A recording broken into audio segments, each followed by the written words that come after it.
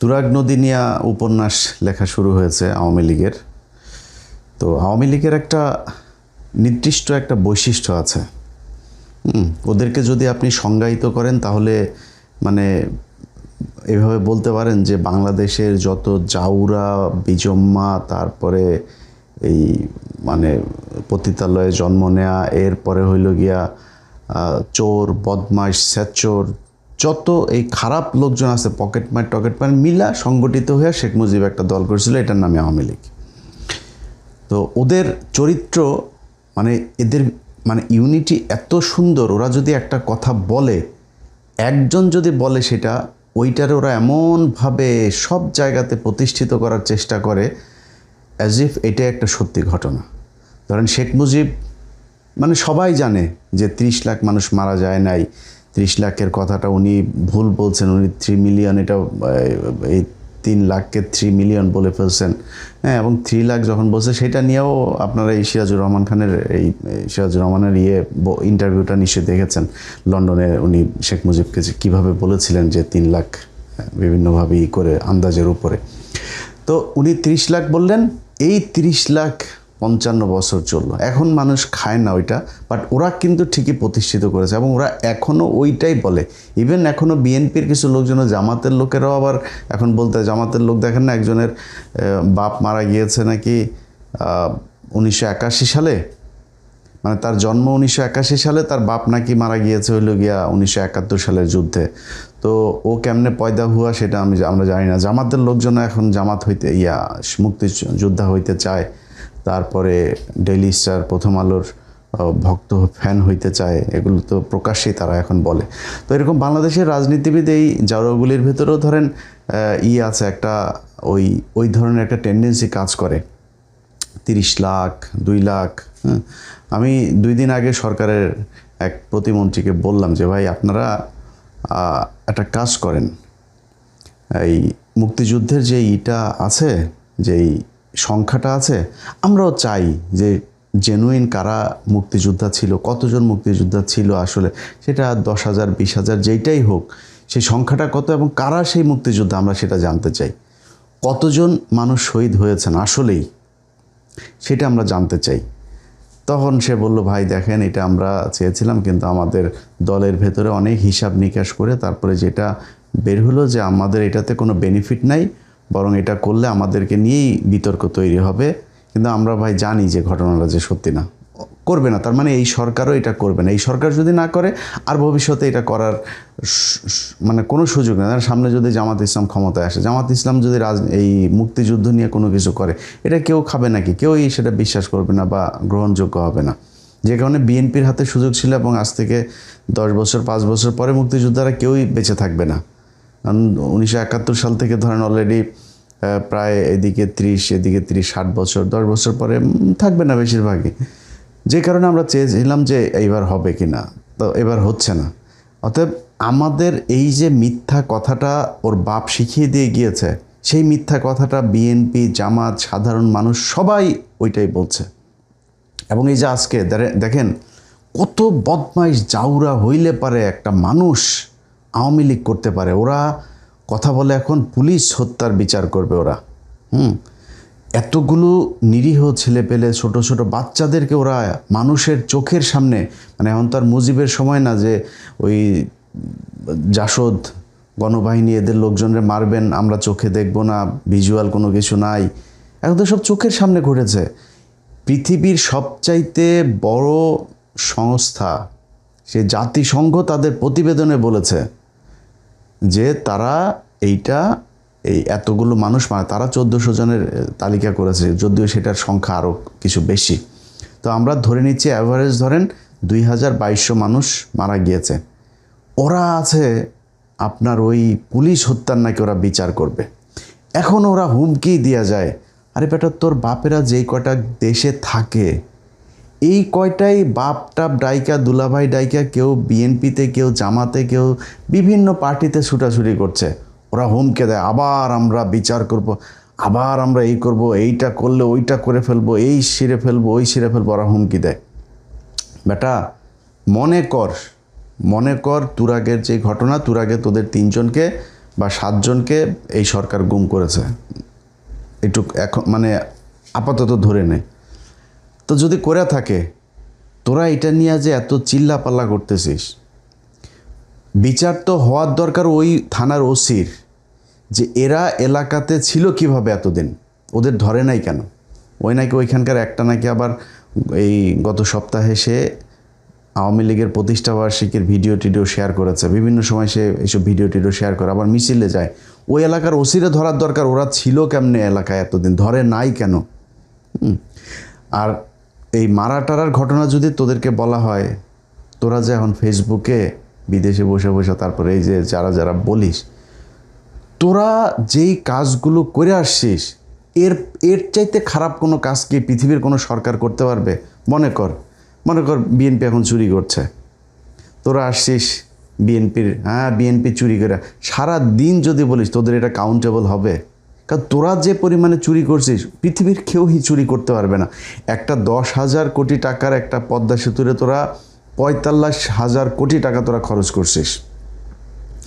এই 2 বিলিয়নের একটা 2.4 বিলিয়নের একটা পারমাণবিক বিদ্যুৎ কেন্দ্র, সেটারে তোরা $12 বিলিয়ন খরচ করছিস।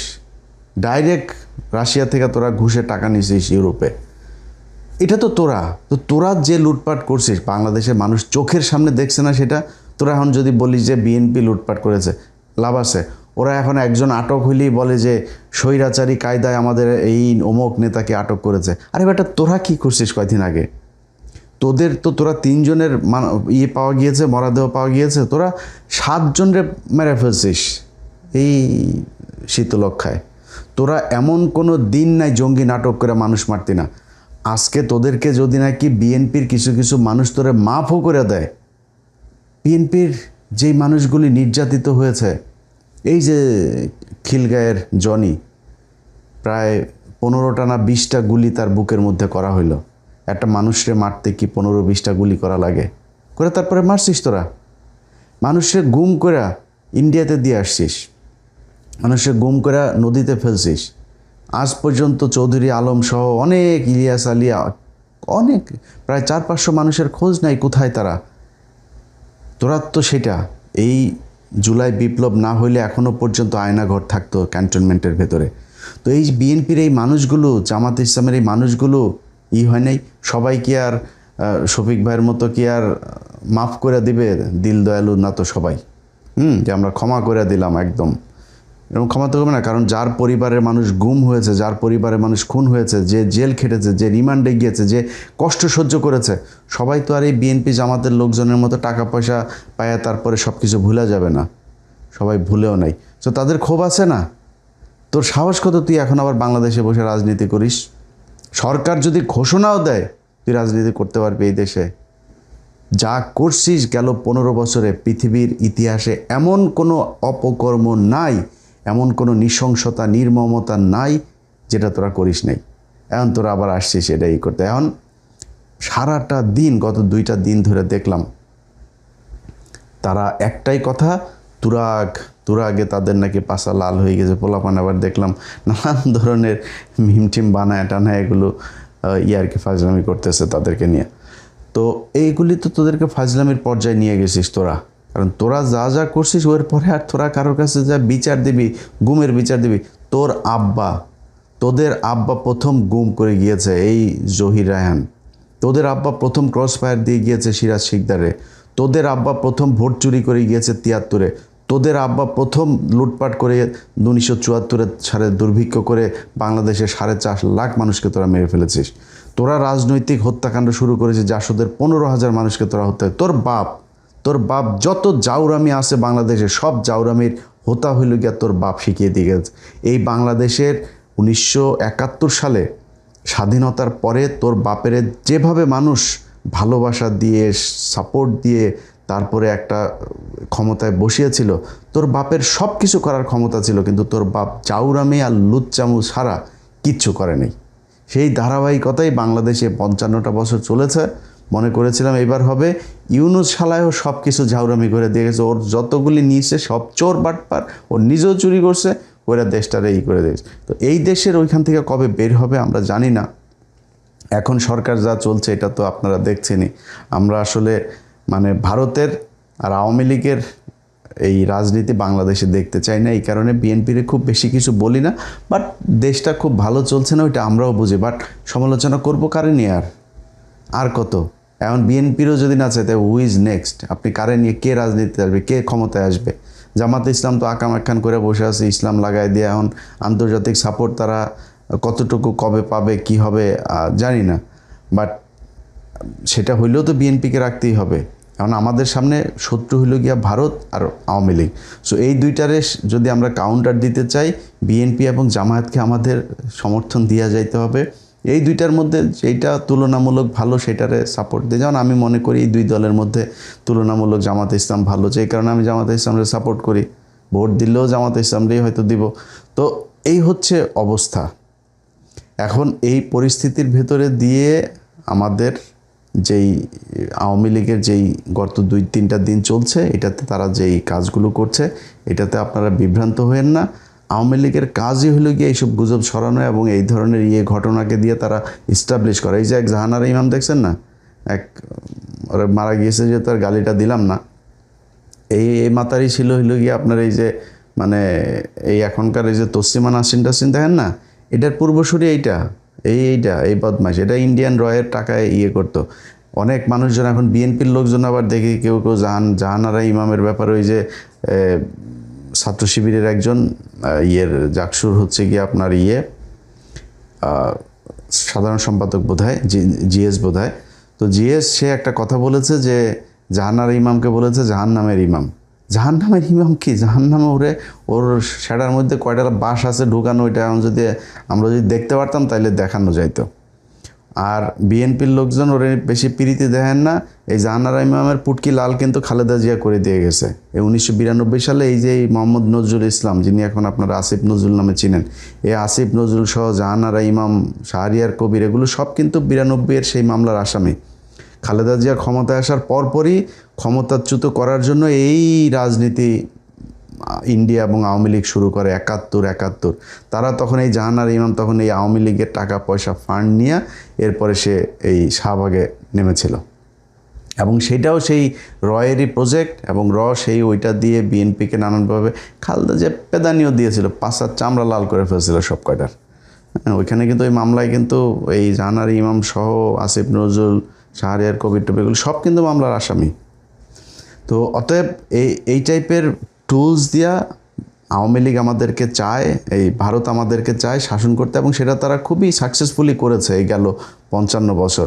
আর না, এখান থেকে বের হইতে হবে, এবং ওরা যা যা বলবে, আওয়ামী লীগ যা বলবে ওইটার 180 ডিগ্রি অ্যাঙ্গেলে যায়, তারপরে আপনি দাঁড়াবেন, বুঝবেন যে এটার সম্পূর্ণ বিপরীত কথা। মুক্তিযুদ্ধে যেই ইতিহাস তারা বলে পুরো মিথ্যা কথা।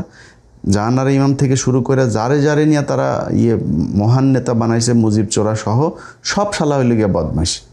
এইটা মাথায় রেখে তারপরে দেশপ্রেম দেখান। ভাই, দেশপ্রেম বাংলাদেশে যদি থাকে, এই দেশের সাধারণ মানুষেরই আছে। আওয়ামী লীগ, বিএনপি টিএনপি এদের চাইতে বাংলাদেশের সাধারণ মানুষের দেশপ্রেম বহুত ভালো।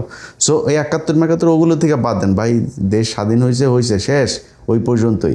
এখন আমাদের যা প্রয়োজন, যার সাথে সম্পর্ক রাখলে আমার লাভ হবে আমি তার সাথে রাখবো, যার সাথে রাখলে লাভ হবে না তার সাথে রাখবো না। That's it. এই দেশের মানুষ ভারতের সাথে যুদ্ধ করার জন্য প্রস্তুত আছে, সমস্যা কোথায়? আপনি সেনাবাহিনীকে শক্তিশালী করেন, আপনাদের কাজ হলো এটা।